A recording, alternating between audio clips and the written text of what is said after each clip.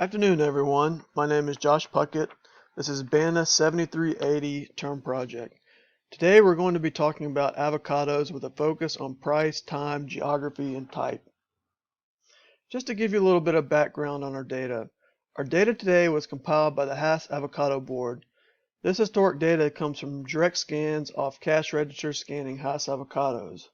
A couple key terms as well to get out of the way. Average price. The price we're going to be looking at was aggregated into an average.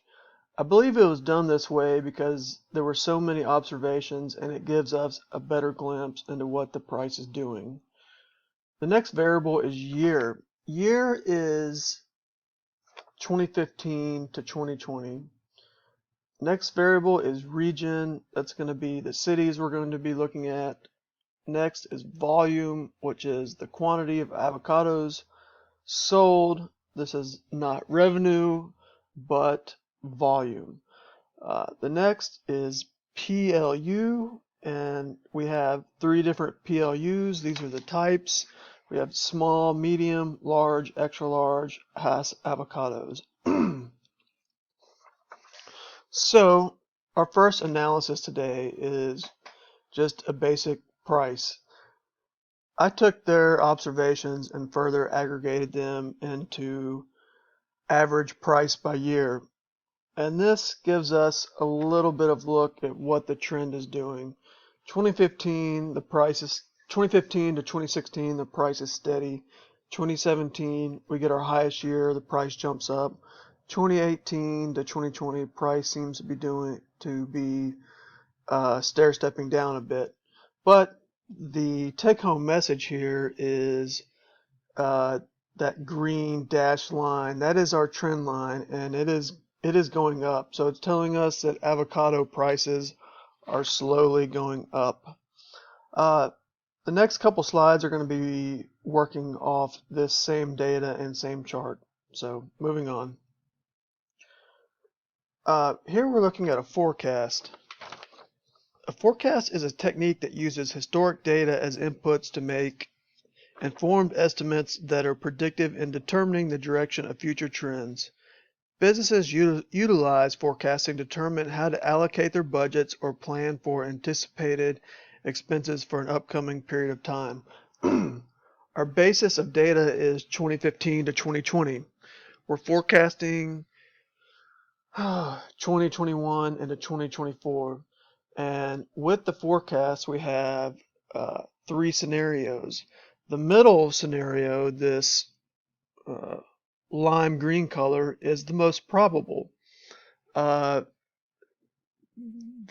upper scenario is the upper confidence bound. It's less likely, and the bottom is the lower confidence bound. It's less likely as well.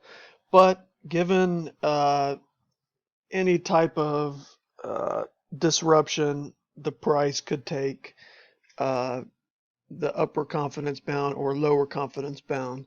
I would assume that given the pandemic and everything that's going on, we're actually going to be riding this upper confidence bound up. We'll see. So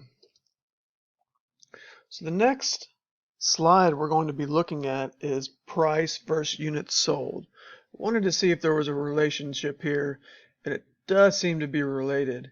2015, we seem to have some equilibrium in price and demand. 2016, I would call that equilibrium. 2017, the price really jumped up and demand did not follow.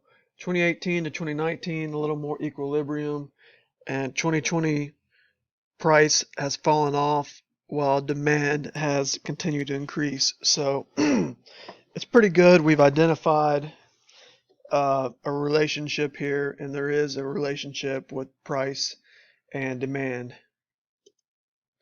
So moving on, I wanted to look at the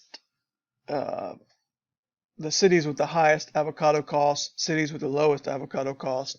I first did a visualization, a line chart. It's pretty good. You can kind of see trend a little bit, but you can see 2017 is the highest year. But it's this data table where we're able to identify which cities are actually the most expensive, and that was Hartford, Springfield, and San Francisco.